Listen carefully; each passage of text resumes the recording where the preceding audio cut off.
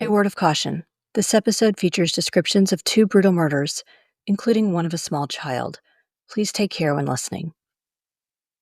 In late 2010, two people went missing from Durham, North Carolina. Both were connected to one man, a 27-year-old who exerted a powerful influence over his friends, family, and the women he brought into his life. While it didn't take investigators long to figure out what had happened to the missing woman and young boy, they were shocked to learn exactly what the women in this man's circle were willing to do for him. There is much to love about North and South Carolina, but the two states have also had their fair share of violent and senseless crimes over the years. From murders on the Blue Ridge Parkway, in the heart of big cities or sleepy college towns, and along the coastal waters, some of these stories may be new to you. Some may have happened in your town. Some may involve people that are still missing to this day. But all will leave you remembering to always be vigilant about the people you meet and the places you go. I'm Renee Robertson.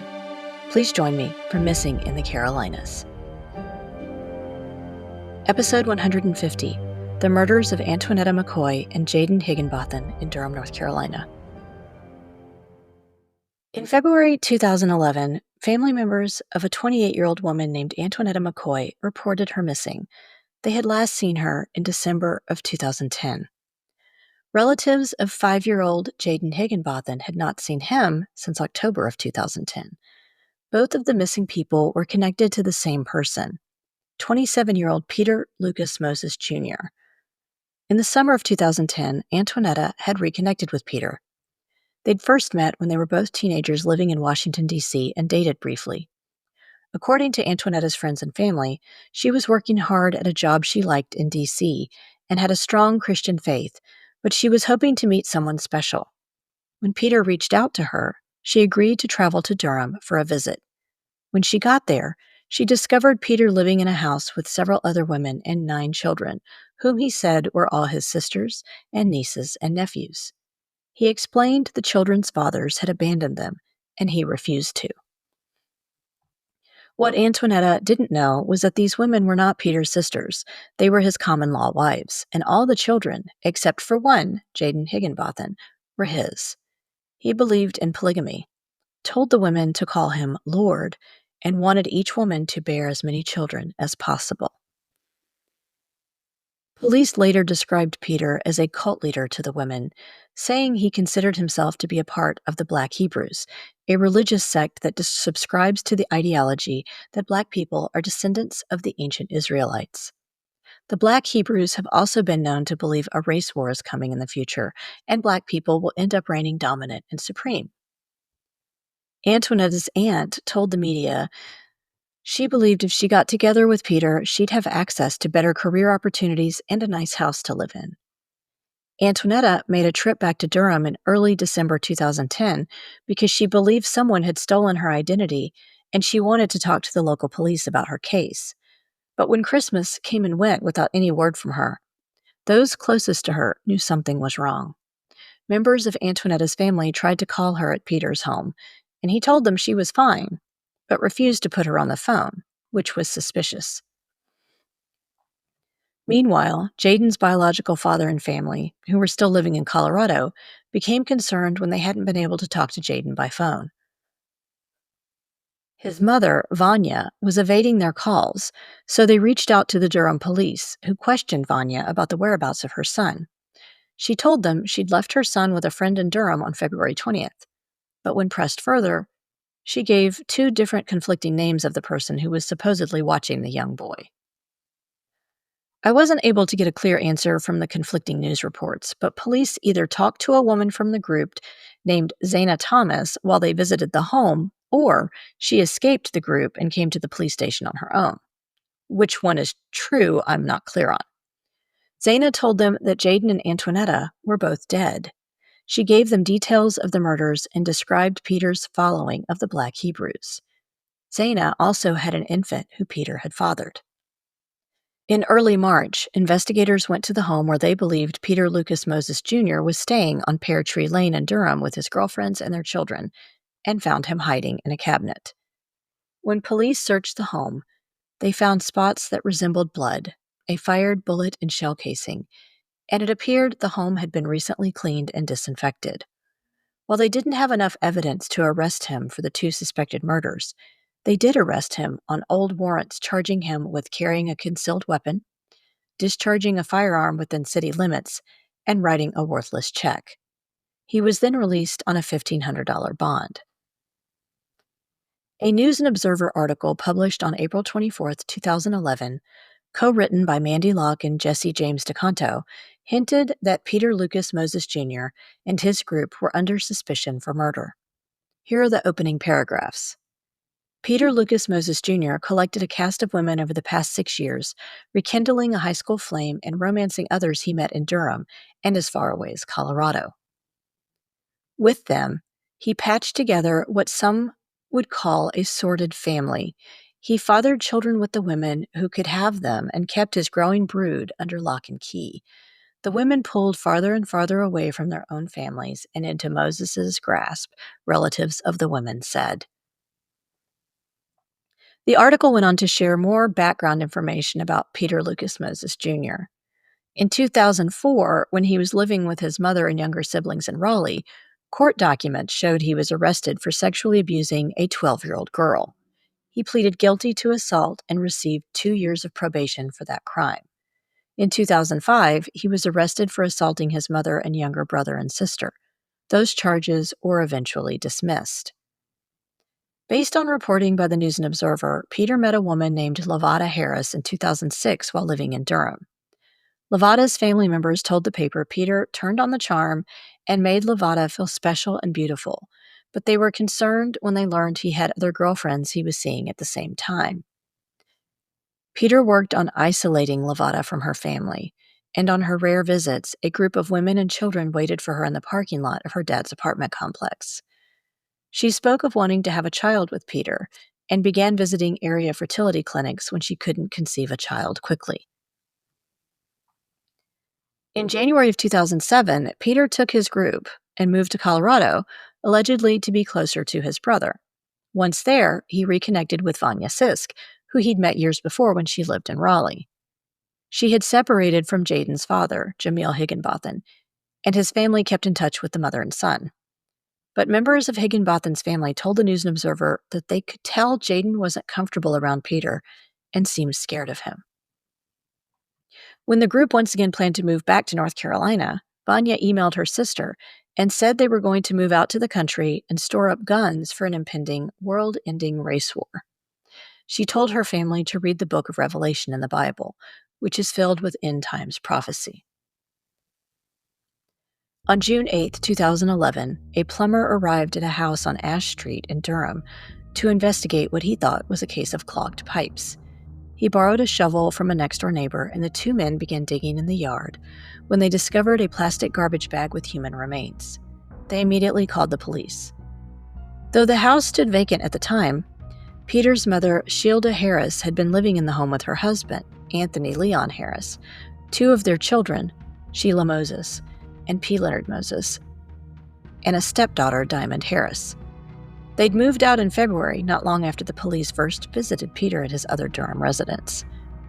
The landlord of the Ash Street house said they'd been good tenants for the year they'd lived there and always paid their rent on time. Police immediately believed the human remains belonged to the two missing people, Antoinetta McKoy and Jadon Higganbothan. They had not searched the property prior to the discovery because they hadn't believed Sheilda Harris to be a suspect in the disappearances. Based on their interview with Zaina Thomas and what they learned from many of the women's family members, investigators pieced together what had happened to Antoinetta and Jadon. By 2010, Vanya Sisk, who Peter had reconnected with while living in Colorado, had 3 children with him. Jadon was the only child living in the home that Peter hadn't fathered, and he didn't like it. One of his other girlfriends living in the home, LaRonda Smith, told Peter Jadon had hit one of her sons on the buttocks. Peter had already been making statements that he thought Jadon's biological father was a homosexual, and when he learned of this slap between Jadon and one of his other sons, he became convinced, as he put it, that Jadon was gay. He grew irate and said to Vanya, "Didn't I tell you to get rid of him?"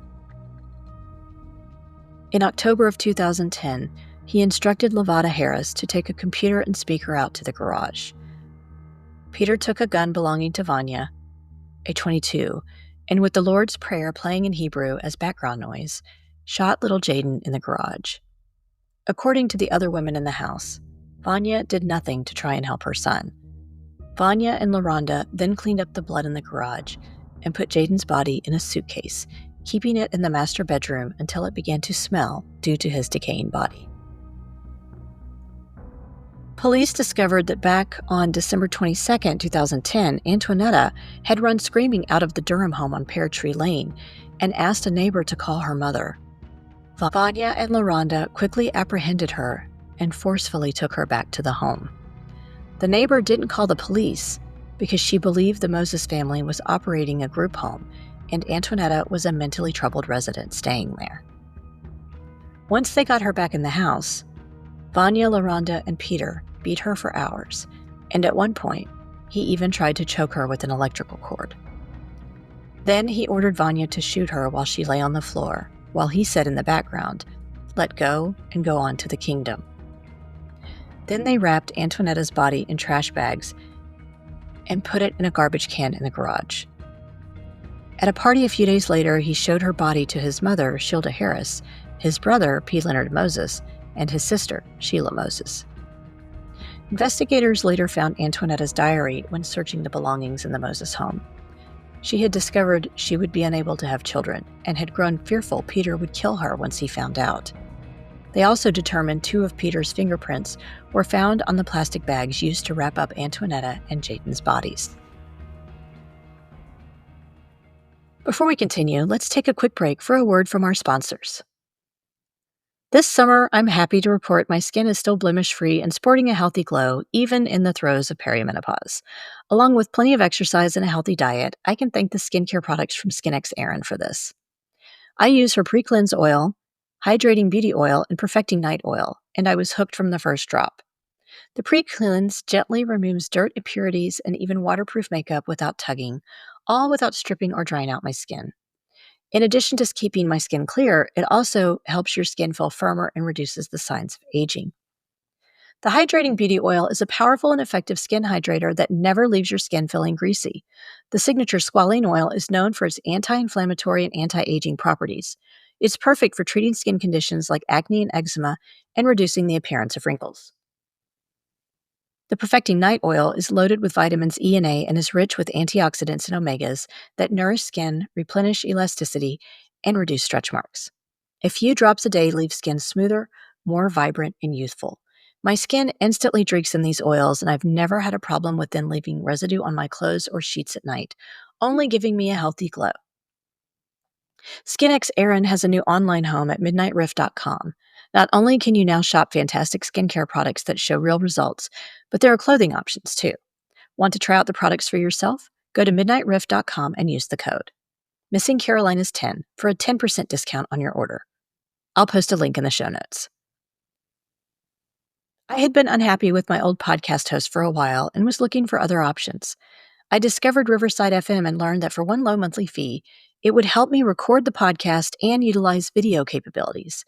It uses AI technology to easily create clips from each episode that I can then share on my social media accounts. I don't consider myself very tech-savvy, but audio and video editing with Riverside FM software has been a breeze, and I look forward to recording days now. If you are looking for a company that will help you with all your podcasting, webinar, and video needs, I encourage you to check out Riverside FM. You won't be disappointed. I'll include a link for you in the show notes. And now, let's get back to the show.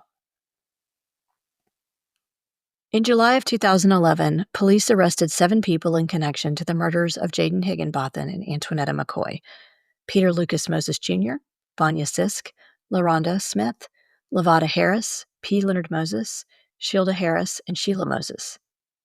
It didn't take long before Peter and his wives began pointing fingers at one another in order to receive plea deals from the prosecuting attorneys. In July of 2013, 4 of the people charged in the case received their sentences for their role in Antoinette and Jadon's deaths. Vanya Sisk, age 27, pleaded guilty to second-degree murder, conspiracy to commit first-degree murder, first-degree kidnapping, and accessory after the fact of first-degree murder. She was sentenced to 2 consecutive life sentences that range between 15 and 19 years in prison. LaRonda Renee Smith, age 28, pleaded guilty to second-degree murder, conspiracy to commit first-degree murder, and accessory after the fact of murder. She was sentenced to 2 consecutive sentences ranging from 11 and 15 years in prison. LaRonda is the woman responsible for pulling the trigger on the gun that killed Antoinette. She was shot 3 times before she died. Lavada Harris, age 42, pleaded guilty to 2 counts of accessory after the fact of murder and was sentenced to 2 consecutive prison terms of between 6 and 8 years in prison. P. Leonard Moses, age 24, was sentenced to 5 to 6 years in prison after pleading guilty to accessory after the fact of first-degree murder. While police initially charged Peter Moses's mother, Sheilda Evelyn Harris, and his sister, Sheila Felicia Moses, for their knowledge of the murders, those charges were eventually dropped. Peter Moses Jr. avoided the death penalty by taking a plea deal. He received 2 consecutive life terms without the possibility of parole for his role in the murders. At Peter's sentencing hearing, his defense attorney and family members said the murders occurred because he was a victim of Durham's mental health and court system. They described him as having bipolar disorder and said he'd stopped taking his medication after, quote, a brush with the law led to an outstanding arrest and the halt of his disability checks, end quote.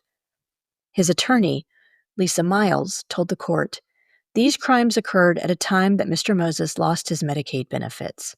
His illness made him do something monstrous. His character will make him atone for that. She said he had been in the mental health system since the age of 10 when he first attempted suicide. He spent time in psychiatric facilities where he was diagnosed with bipolar disorder and depression.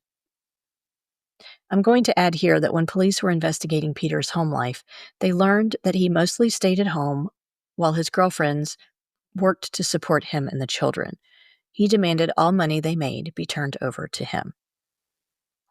Antoinetta's mother, Yvonne McKoy, was also at the sentencing hearing. When it was her turn to speak, she said, he took something very dear and precious from me. She was a good girl, a church girl, a God-fearing girl. There is not a day I don't think about her. She is resting in God's arms now. That is the only thing that gives me closure.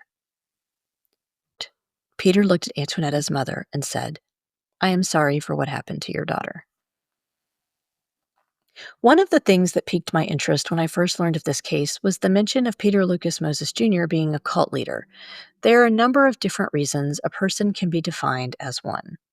An article published on the website for the Human Rights Research Center defines cults as a relatively small group of people having beliefs or practices regarded by others as strange or sinister, as exercising excessive control over members.